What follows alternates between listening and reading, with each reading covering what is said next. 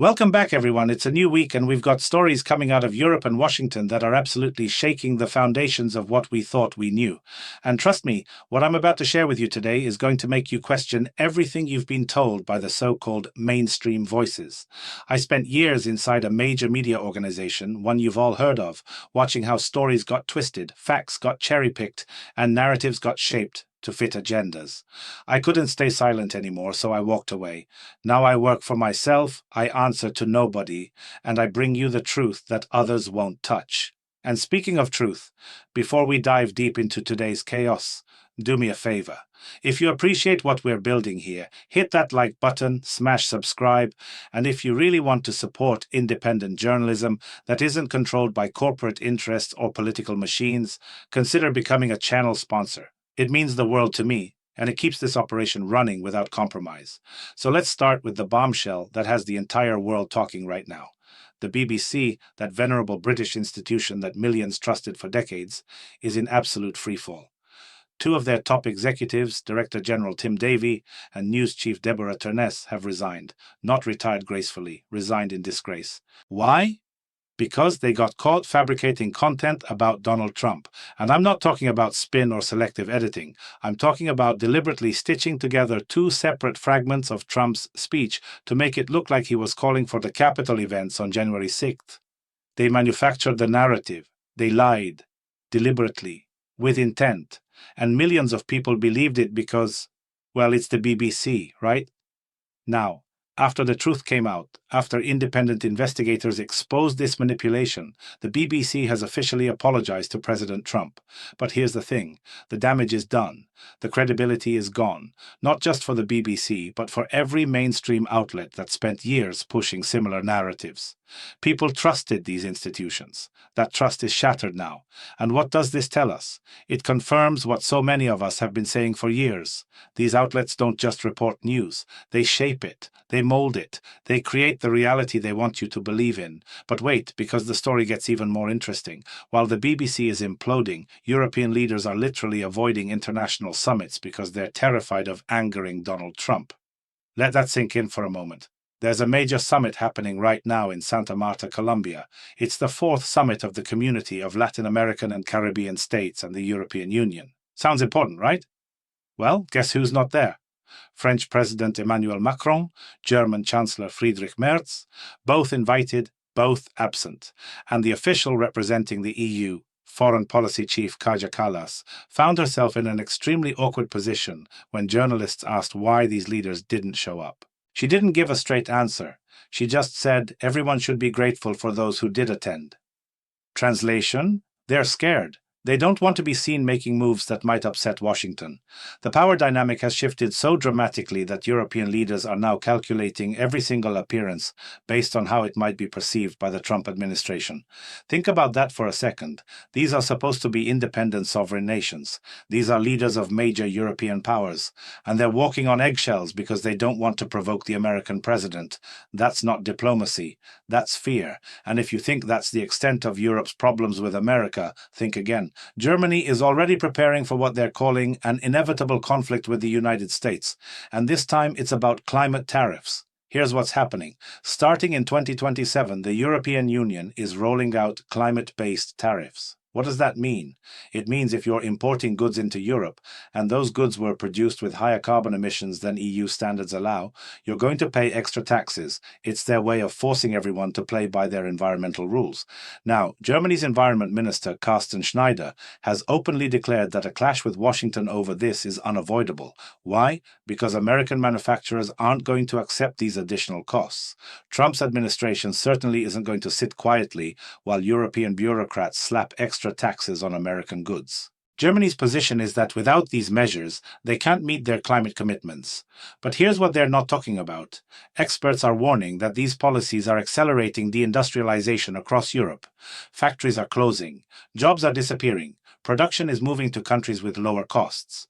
The very industrial base that made Europe an economic powerhouse is being systematically dismantled in the name of climate policy. Now here's where it gets really fascinating, because not everyone in Europe's political establishment is on board with this madness. Manfred Weber, the head of the European People's Party, the largest faction in the European Parliament, and arguably one of the most powerful political figures in the EU, just gave an interview that's causing shockwaves. Weber came out strongly against the proposed ban on internal combustion engines.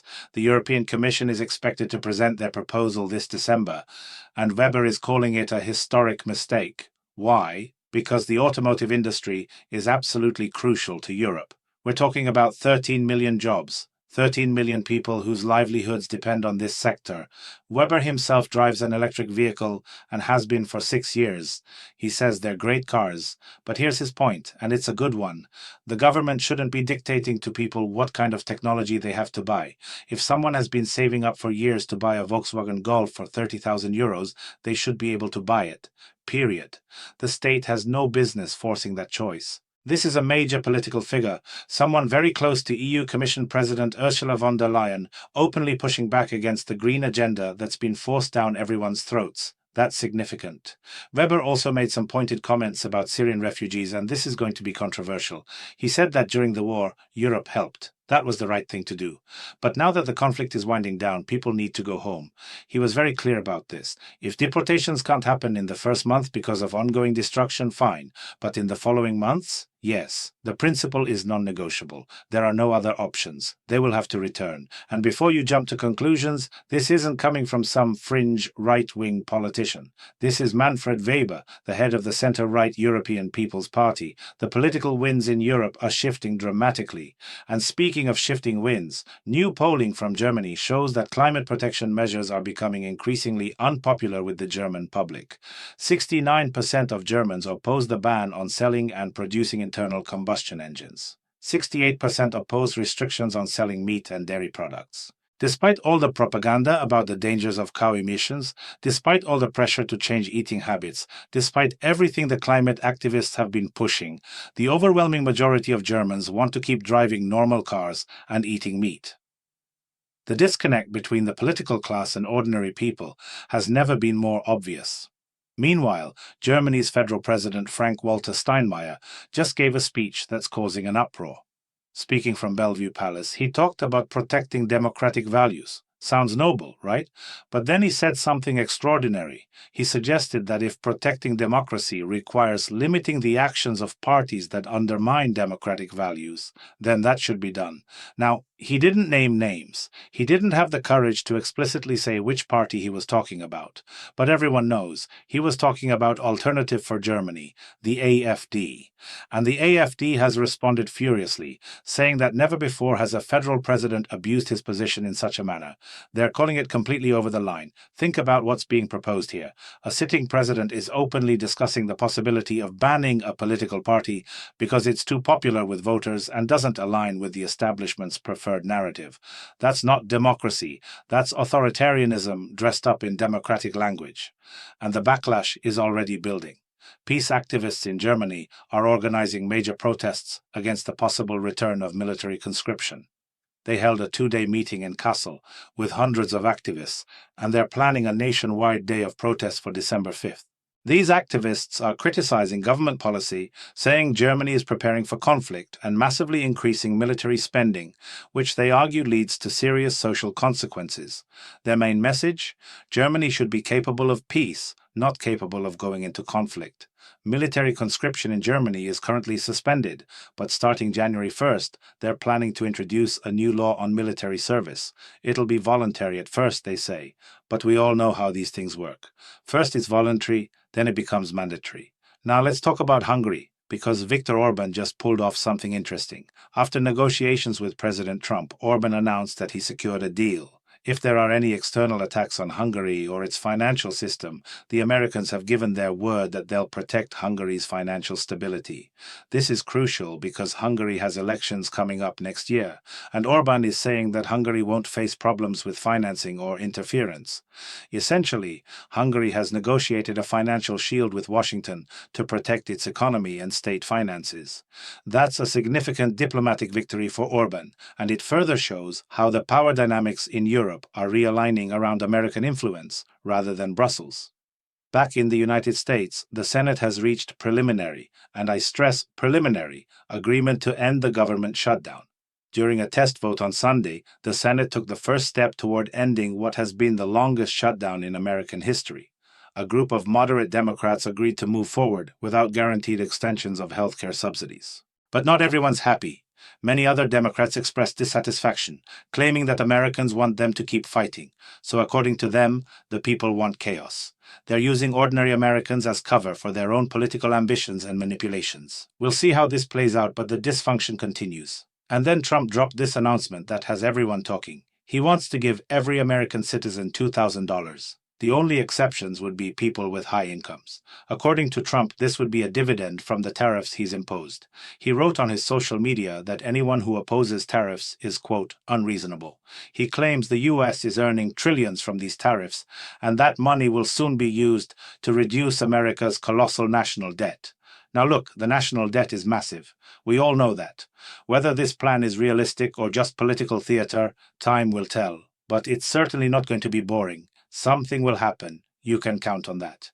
So let me just recap what we've covered today, because there's a lot to process. The BBC collapsed under the weight of its own lies about Trump, forcing top executives to resign. European leaders are so afraid of Washington that they're skipping international summits. Germany is preparing for economic conflict with America over climate tariffs, while their own population rejects the green agenda. Major EU politicians are pushing back against combustion engine bans and calling for refugees to return home. Germany's president is floating the idea of banning opposition parties. Protests are building against military conscription. Hungary secured American financial protection. The U.S. government shutdown might be ending. And Trump wants to give Americans $2,000 from tariff money. That's the world we're living in right now. Everything is in flux. Old institutions are crumbling, new alliances are forming, and the gap between political elites and ordinary people has never been wider. So what do you think about all of this? Drop your thoughts in the comments below. I read every single one. And if you found value in this breakdown, hit that like button, subscribe to the channel, and seriously consider becoming a sponsor. Independent journalism like this doesn't survive without your support. We're building something real here, something that isn't beholden to corporate interests or political machines, and we can only do it with you. I'll see you tomorrow with more stories they don't want you to know about. Stay sharp, stay informed, and never stop asking questions.